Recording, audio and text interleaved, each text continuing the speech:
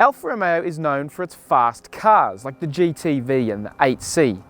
But the Italian brand will need to be a fast learner with this. It's the all-new Stelvio. It's the brand's first ever SUV, and it's up against some well-established competition, the likes of the BMW X3 and the Volvo XC60. So let's see how the Italian machine stacks up against its German and Swedish rivals. We've got the Stelvio powered by the turbo diesel engine, and we'll be putting it up against the BMW X3 xDrive 20D, one of the most popular luxury SUVs, and the Volvo XC60 D4 Inscription, a variant of our preferred luxury SUV from Drive Car of the Year. As usual, we'll assess them on three key areas: value, practicality and presentation, and dynamics. So let's start with value and address the issue of price. Now, the Alfa Romeo is on paper the most expensive here at $73,900, but that is because this particular version is fitted with the first edition, which is a $6,000 extras package that brings a lot of luxury goodies.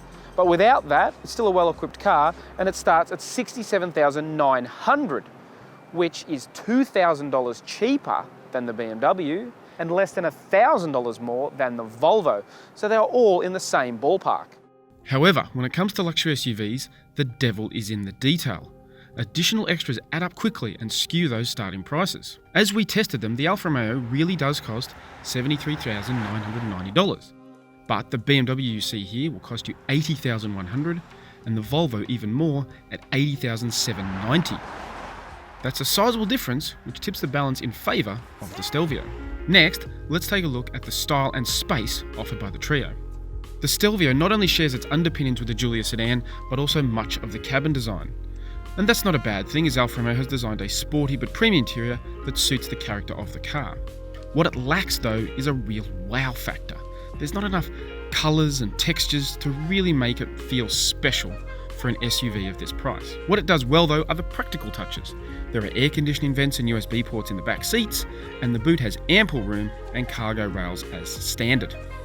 BMW does a better job of adding some visual punch to the X3 cabin. There are more trim highlights, including simple things like a blue outline on the floor mats and blue stitching on the seats that make the interior pop.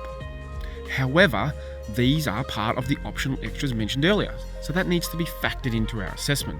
Space is good inside the X3, as this latest model has moved closer to its big brother, the X5, in size. It may be a mid-size SUV, but it still has room for a family. Volvo does a better job of either of its rivals in making the cabin feel special. The XC60, even in this mid-grade Inscription trim, has a really standout design and presentation. The tablet-style touchscreen adds a modern element, while the driftwood inlays help give it a uniquely Scandinavian touch that makes it a nice place to be. It doesn't have an advantage in terms of space though. The room in the XC60 is on par with its rivals here. So which of these three is the pick? Well, not surprisingly, it's the Volvo that gets the nod from us for its polished and distinctively Swedish presentation. Now, if you want more information, be sure to check out our full review right here. Finally, let's look at how these three stack up on the road. The Alfa Romeo is powered by a 2.2-litre 4-cylinder turbo diesel engine, good for 154 kilowatts of power and 470 newton meters of torque. That's bigger than the other two engines here, so it has them covered for both power and torque. It's paired to an 8-speed automatic transmission and Alfa Romeo's Q4 all-wheel drive system that works primarily in rear-wheel drive unless the going gets slippery to give it a more car-like feel. Despite the extra performance, the Stelvio's lighter weight compared to its rivals helps it also use the least fuel on paper though, with a claimed 4.8 litres per 100 k's. When you get behind the wheel of the Stelvio, it immediately becomes clear just how sporty this SUV is. In fact, it almost feels too sporty.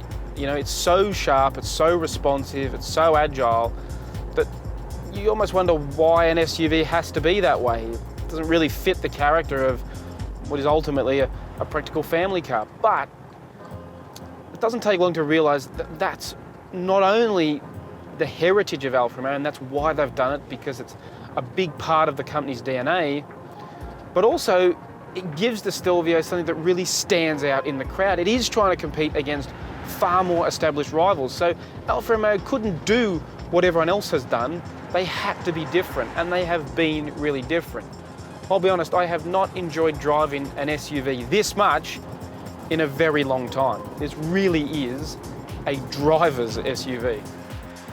Under the bonnet of the BMW is a 2-litre 4-cylinder turbo diesel that makes 140 kilowatts and 400 newton meters. It's also paired to an 8-speed automatic transmission and all-wheel drive.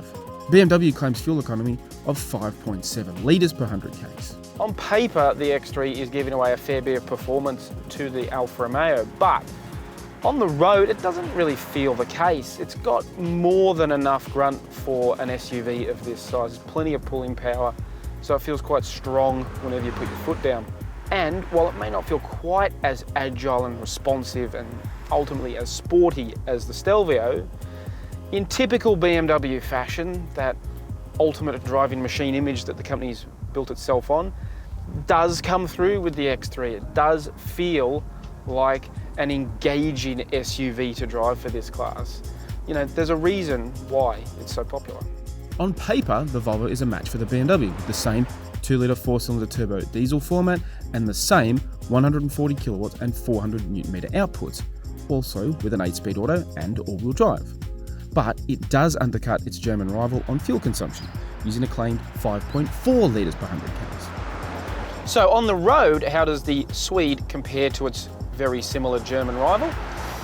Honestly, very differently. These may be very, very, very similar on paper, but on the road they drive so much differently. I mean, it's not surprising in a way because Volvo and BMW are very different car companies, and so they've produced two very different outcomes of the same basic ingredients.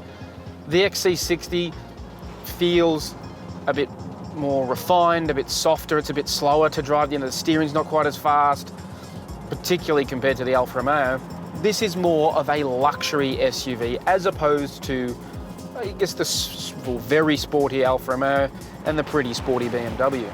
But that's no bad thing. It is an impressive SUV in its own right. And for what people want, a comfortable, family, luxurious transportation device, well then that's what the XC60 delivers. This is a very impressive offering. 3 very different driving experiences means picking the best on the road largely comes down to personal preference. The Stelvio is by far the most enjoyable to drive from an enthusiast point of view thanks to its sharp chassis, while the XC60 feels the most comfortable. The X3 though is in between those two extremes, so arguably makes the best compromise. So, how has Alfa Romeo done with its first SUV? Has it managed to best its more established rivals? Honestly, no, it isn't the new benchmark in this class, but it is a very impressive SUV in its own right. And for an Alfa Romeo, it lives up to what the brand is all about. It is really sporty and it is really stylish. It's certainly a really fun and engaging SUV to drive. In my opinion, the Volvo XC60 remains the benchmark in this class for its combination of style and sophistication on the road, while still offering good value to keep the Germans on their toes. But if you're willing to look beyond the established names, then the Stelvio will reward you in ways only an Alfa Romeo can.